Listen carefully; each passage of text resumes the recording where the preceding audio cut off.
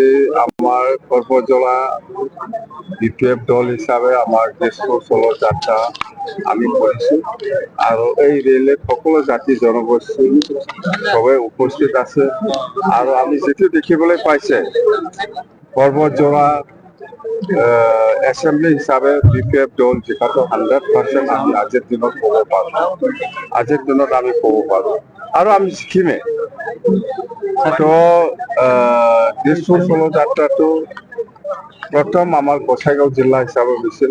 গোসাইগাঁওটো খুব ভাল আৰু আজি সেকেন্ড পৰ্বতজোড়া জেলা হিসাবে আমি কৰেছি। এইটো পজিশন খুব ভাল আৰু নেক্সট আমাৰ কোকৰাঝাৰত হব, ইয়াৰ পিছত খাজলগাঁও হব, ইয়াৰ পিছত বিজনী হব, পিছত শালবাড়ি, মুছলপুৰ, তামুলপুৰ, ভেৰগাঁও, ওদালগুৰি হিসাবে। তো আমার উদ্দেশ্যটো হল বিটিসি উন্নয়ন হব লাগে। বিটিসি সকলো জাতি জনগোষ্ঠীয়ে বিচাৰে শান্তি একতা আৰু উন্নয়ন। সেইটো উদ্দেশ্য লৈ পেলাই আমি তেজপুৰ চলো যাত্ৰা আমি কৰিছো।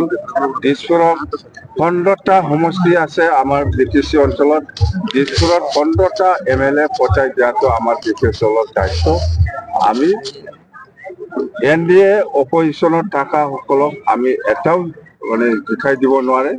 NDA হিসাবে আমি 15টা সমষ্টিটো আমি তেজপুৰত পচাই দিয়াটো আমাৰ দায়িত্ব। এই হিসাবত আমি কাম কৰি যাম আৰু অহা 13 মাৰ্চত প্ৰাইম মিনিষ্টাৰ নৰেন্দ্ৰ মোদী ডাঙৰীয়া আহি আছে। আমাৰ কাৰণে খুব ভাগ্যৱান বুলি আমি ক'ব পাৰো। ভাৰতৰ প্ৰাইম মিনিষ্টাৰ আহা মানে সেইটো ভাল মানে ভাগ্য ভাল বুলি আমি ক'ব পাৰো বিটিসি বাসী ৰাইজৰ কাৰণে। আৰু প্ৰাইম মিনিষ্টাৰ ডাঙৰীয়া নিশ্চয় ভাল এটা মেছেজ আমাক দি যাব বিটিসি বাসী ৰাইজৰ কাৰণে, অসমবাসী ৰাইজৰ কাৰণে। এইটো আমি 100% আমাৰ বিশ্বাস আছে আৰু আমি অতি সোনকালে মানাসত এই এয়াৰপোৰ্ট কিবাটো হ'ব বুলি আমি গম পাই আছো। আমি ডিমান্ড কৰিছো অতি সোনকালে হওক। মানাসত নতুনকৈ এয়াৰপোৰ্ট হ'ব, মানাস যেটো ন্যাশনাল পাৰ্ক তাতে বাক্সাত। তো এইবিলাক মানে আমাৰ বিটিসি বাসী ৰাইজৰ কাৰণে শুভ লক্ষণ বুলি আমি ক'ব পাৰো। আৰু ইয়াৰ বাদে আমাৰ ইণ্ডো ভূটান ন্যাশনাল হাইৱে এইটো আমাৰ খুব ভাল এটা মেছেজ যাব। আৰু ইয়াৰ বাদে আমাৰ বহুত মুঠতে আমি ঠিক থাকিলে সব কাম আমি কৰিব পাৰিম। একো নহয়, নোহোৱা বস্তু একো নহয়। ৰাইজে যেনেকে বিচাৰিছে এনেকে আমি কাম কৰি যাম। ৰাইজে কষ্ট পাব নালাগে, ৰাইজে দুখ পাব নালাগে। এনেকুৱা সকলো শ্ৰেণী সকলো ধৰ্মীয় লোকসকলক আমি সন্মান দি পেলাই আমি কাম কৰি যাব পাৰো।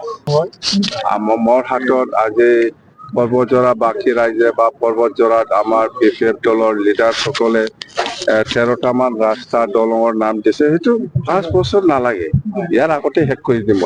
5 বছৰত কি হৈছে কি হোৱা নাই আপোনালোকে চবে দেখি আছে। সেইকাৰণেও পাব্লিকে UPPL দলক এইবাৰ নালাগে, আকৌ BPF চৰকাৰ লাগে বুলি আমাক সহায় কৰাটো এইটোৱে। আৰু কথা এটাই, ৰাইজে যেনেকে আমাক সহায় কৰিছে এনেকে আমিও ৰাইজৰ কাৰণে কাম কৰি যাম, ৰাইজক সহায় কৰি যাম। ইছলাম ধৰ্মীয় মুছলমান বুলি নহয়, ইছলাম ধৰ্মীয় লোকসকলৰ কাৰণে আজান ফকিৰ এটা ভাল এটা গেষ্ট হাউচ বা এনেকুৱা মুঠতে বা ভৱন তো আমি বনাম। অকল মুছলিম নহয়, অকল ইছলাম ধৰ্মীয় নহয়, বাথৌ ধৰ্মৰ কাৰণে আমি দিছো, ধৰ্মৰ কাৰণেও আমি দিম, ইস্কন ধৰ্মীয় লোকসকলৰ কাৰণে আমি দিছো। সব মুঠতে আমাৰ BPF দলৰ নজৰত সব ধৰ্মীয় সব জাতি জনগোষ্ঠী সকলো শ্ৰেণীক আমি সমানে সন্মান দি পেলাই আমি কাম কৰি যাব। UPPL কিবা ফেক্টৰ হ'ব নেকি? UPPL